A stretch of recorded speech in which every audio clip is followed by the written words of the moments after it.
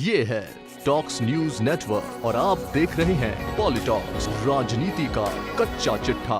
15वीं विधानसभा के षष्ठम सत्र के तीसरे दिन की कार्रवाई शांतिपूर्ण तरीके से चली। प्रदेश में 2 दिवसीय दौरे पर आए राहुल गांधी की सभाओं के चलते कांग्रेस विधायकों की व्यस्तता भी इसका बड़ा कारण माना जा रहा है। वहीं राहुल गांधी के प्रदेश दौरे के दौरान सरकार का ध्यान आकर्षण करने के लिए बीजेपी विधायकों ने अनोखा तरीका अपनाया।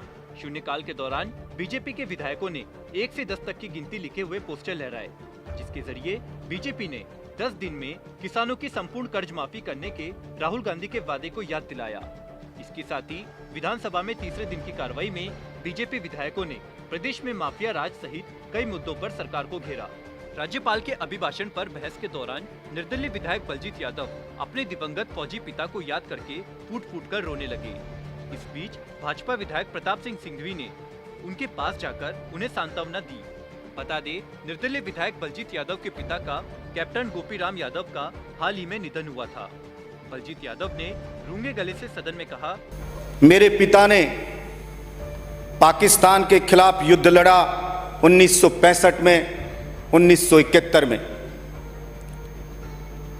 और 93,000 पाकिस्तानी सैनिकों को हथियार डलवा के घुटने टिकवाए। उस सेना में मेरे पिता भी थे, जिस बात का मुझे गर्व है। तो मेरे पिता ने एक बात कही मुझे कि देख, तू निर्दलीय विधायक है, अकेला विधायक है, तो सब चाहते हैं, इसलिए तेरी बात का वजन सरकार नहीं मान रही है। विधानसभा के बजट सत्र के तीसरे दिन प्रश्नकाल में रीट परीक्षा की तारीख को बदलने की मांग भी उठी।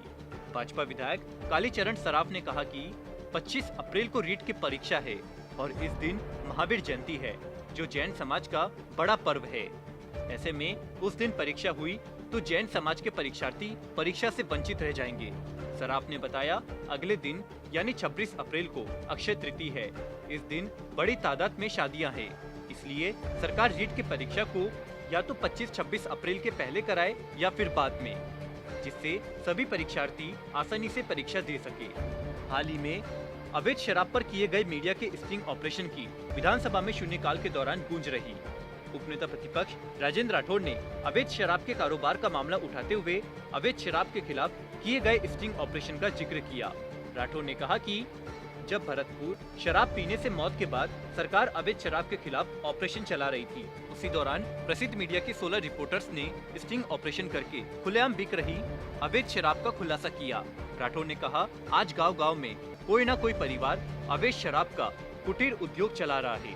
उपनेता प्रतिपक्ष राजेंद्र राठौड़ ने कहा कि 2008 में नवजीवन योजना बनाई गई, जिसका मकसद अवैध शराब के कारोबार वाले परिवारों को मुख्य धारा में लाना था। सरकार ने एक सर्वे किया था, उस सर्वे में पाया गया कि 18 जिलों में 70,000 परिवार अवैध शराब के कारोबार से जुड़े थे। नवजीवन योजना में काम नहीं हो रहा है। हर गांव में कुटीर उद्योग की तरह कोई न कोई परिवार अवैध शराब बनाने का काम कर रहा है। प्रदेश भर में जिस तरह एसीबी ताबड़तोड़ कार्रवाई कर रही है, उसकी हर तरफ तारीफ हो रही है।